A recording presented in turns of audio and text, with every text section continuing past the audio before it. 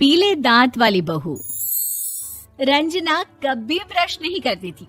उसे कितनी बार उसके माँ बाप ने डांटा, लेकिन उसका कोई असर उस पर होता ही नहीं था, जिस कारण से उसके दांत पीले पीले हो जाते हैं।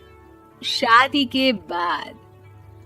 अरे बहू, वैसे तो तुझ में कोई कमी नहीं है, पर तेरे दांत इतने पीले कैसे हैं बेटा? कैसे मतलब? कोई सर्जरी थोड़ी ना कराइए। वो तो क्या नाम, मैं ब्रश नहीं करती थी तो पीले हो गए। अब क्या करूं? आप कहे तो लाल करवा लूं या फिर काले? यार ये क्या है, क्यों माँ से लड़ रही हो? लड़ रही हूँ? अरे मैं लड़ रही हूँ या ये बोल रही है कि दांत पीले हैं, पीले। अरे तपस्या थोड़ी ना की है इन्हें पीले करने के लिए। बकायदा ब्रश नहीं किया है 20 साल तक, तब जाकर। छी, कैसी बात कर रही हो? ये उस वक्त तो पीले नहीं थे जब हम लोग तुम्हें देखने आए थे। अरे तब साफ करवा लिया होगा डेंटिस्ट के पास जाकर। अब देखो कैसे पीले पीले लग रहे हैं। रंजना सास की तरफ गुस्से से देखती है। फिर शुरू हो गई पीले पीले पीले। अरे पीले तो तब भी थे जब मेरे हाथ का रसगुल्ला उड़ा उड़ा कर खा रही थी और बोल रही थी, लड़की नहीं गुणों का खजाना दे रहे भाई साहब आप। खैर, अब वो लोग करते भी तो क्या करते, पीले दांत वाली बहू पल्ले पड़ी थी तो झेलना तो था ही। एक दिन कीर्तन में रंजना गाना गा रही थी। अरे कमला बहन, माँ का द्वार है, यहाँ तो सब शुद्ध होकर आते हैं, फिर अपनी बहू को ब्रश भी नहीं करवाती तुम। दूर से पीले पीले दांत भक्ति में बाधा उत्पन्न कर रहे हैं। अरे कोई 2 साल के बच्चे थोड़ी ना लेकर आई हूँ मैं बहू बनाकर। अच्छी खासी लड़की है, अरे कैसे करवाऊं ब्रश? ये तो उसे खुद करना चाहिए ना। अब माँ बाप तो इसके जैसे तैसे निपटा दिए, ये नहीं सोचा कि सास कैसे संभालेगी। सास बहू को लेकर घर आ जाती है, लेकिन सोच लेती है कि अब इसे लेकर कहीं नहीं जाएगी। अगले रोज बहू कहती है, अरे क्या हो गया, मंदिर नहीं जाना क्या? कीर्तन का वक्त हो रहा है। मेरी मधुर वाणी से कान्हा जी जागते हैं और सोते हैं। आप तो जानती है ना उनकी भक्ति में कितना मन लगता है मेरा। वो क्या है ना, तबीयत ठीक नहीं लग रही है मेरी, आराम करूंगी मैं। तबीयत ठीक नहीं लग रही? अभी तो मिथुन के गाने पर नाच रही थी आप, और अब बोल रही है कि तबीयत ठीक नहीं लग रही। अरे भक्ति में मन लगा लो सासू माँ, ऊपर जाना है, क्या मुंह दिखाओगी आप? हाँ? सास को बहू की बात पर गुस्सा आ जाता है।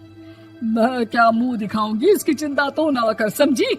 अपने मुंह की चिंता कर, जो ये पीले पीले दांत लेकर हर जगह पहुंच जाती है। पता है लोग कितना मजाक बनाते हैं। ना जी ना, मैं नहीं जाना कहीं तेरे साथ। तो ये बात है। कोई ना, मत जाओ, मैं अपने कमरे में ही बैठकर भक्ति कर लूंगी। ऊपर वाला दांत थोड़ी ना देखता है, मन देखता है, भावना देखता है। और अरे बस बस, तू सब कुछ दिखा, बस ये सफेद चमकदार दांत ना दिखाना किसी को, है? जा यहाँ से। बहू को सास की बात का कोई फर्क नहीं पड़ता, वो तो जैसी थी वैसी ही रह जाती है। सुबह नहाकर किचन में खाना बनाना, फिर खाना खाना, कीर्तन भजन करना और सो जाना। एक दिन, माँ जी मैं सहेली के घर जा रही हूँ, शाम को लेट आऊंगी। हाँ, तो जाना, मैंने कौन सा तेरी आरती करनी है घर पर बैठकर। रंजना सहेली के घर जाती है, जहाँ वो पार्टी में जाने की तैयारी कर रही होती है। अरे शिखा, कहाँ जाने की तैयारी कर रही है? मैं गलत वक्त पर आ गई क्या? अरे नहीं यार, उल्टा सही वक्त पर आई है। मैंने ये साड़ी और ज्वेलरी निकाली है यार, शाम को इनके ऑफिस की एक पार्टी में जाना है। बताना कैसा लग रहा है ये सब? नहीं यार, इस ड्रेस के साथ तो वो वाली ज्वेलरी अच्छी लगेगी। हाँ, सही बोल रही है, मैंने ध्यान ही नहीं दिया। वैसे तो हमेशा से मस्त फैशन सेंस रखती है। तो बड़ा जाती होगी ना पति के साथ पार्टी में। रंजना कुछ नहीं बोलती, बस सोचती है कि यार काश ये बात सही हो जाती, पर मैं क्यों नहीं जाती पार्टी में? क्या इन लोगों की कोई पार्टी होती नहीं होगी? रंजना घर आती है और रात में पति से सवाल करती है, एक बात बताइए, आप मुझे किसी पार्टी में क्यों नहीं ले जाते? क्या आपकी यहाँ ऑफिस में पार्टी नहीं होती? पति बेचारा क्या कहता कि दांत पीले हैं तुम्हारे इसलिए। अरे कोई पार्टी होती नहीं हम लोगों के ऑफिस में, तो कहाँ से लेकर जाऊं? और मार्केट, मॉल, कहीं वीकेंड घूमना, कहीं तो। अरे यार सारे हफ्ते में एक छुट्टी मिलती है, तो सोचता हूँ कि आराम ही कर लूं। क्यों? रंजना मन मार के रह जाती है।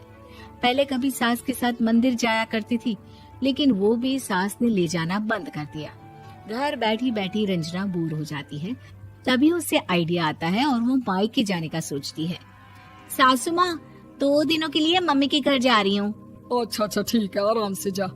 और हाँ, माँ से कुछ अच्छी आदत सीख कर आना कि कैसे शरीर के हर भाग की तरह दांतों की सफाई भी जरूरी होती है, समझी? शुरू हो गई ना आप। वो लोग आपकी तरह नहीं है कि छोटी छोटी बात का बतंगड़ बना दे। उन लोगों के लिए मैं मायने रखती हूँ, ना कि मेरे पीले पीले दांत। रंजना माँ को बिना बताए उन लोगों को सरप्राइज देती है, लेकिन जैसे ही वो दरवाजे पर पहुंचती है, अंदर देखती है कि घर वाले कहीं जा रहे होते हैं। अब माँ, काश रंजना दीदी के दांतों वाली प्रॉब्लम नहीं होती, तो वो भी हम लोगों के साथ चलती ना बुआ जी की बेटी की शादी में। हाँ बेटा, लेकिन अब उसे कौन समझाए कि उसको उसके पीले दांत नहीं दिखते, लेकिन उसके आसपास के लोगों को कितना एम्बैरेसिंग फील कराते हैं। मुझे तो कितनी बार उसके स्कूल की टीचर ने शिकायत की कि उसके साथ कोई लड़की बैठना भी नहीं चाहती, और ना ही कॉलेज में कोई उससे बात करना चाहता था। लेकिन पता नहीं क्यों उसे ये बात समझ में ही नहीं आती। कोई कमी नहीं है उस लड़की में, बस यही कि दांत पीले हैं। वो तो भला हो जीजाजी और उनकी माँ का, जो दीदी को जैसी है वैसे ही रखा हुआ है। रंजना को अपने घर वालों की बात सुनकर बहुत दुख होता है। वो सोचती है कि वो क्या करे, लेकिन फिर वो सीधा डेंटिस्ट के पास जाती है, अपने दांत चमकाती है और कसम खाती है कि वो रोज ब्रश करेगी। अरे क्या हो गया? तुम तो 2 दिनों के लिए गई थी ना, पर कोई ना, अच्छा है, चलो आ गई तो।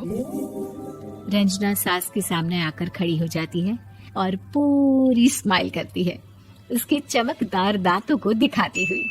है? चले मंदिर। माँ, मुझे माफ कर दीजिए, मैंने आप लोगों को बहुत एम्बैरेसिंग फील करवाया। मैं आज से रोज ब्रश करूंगी।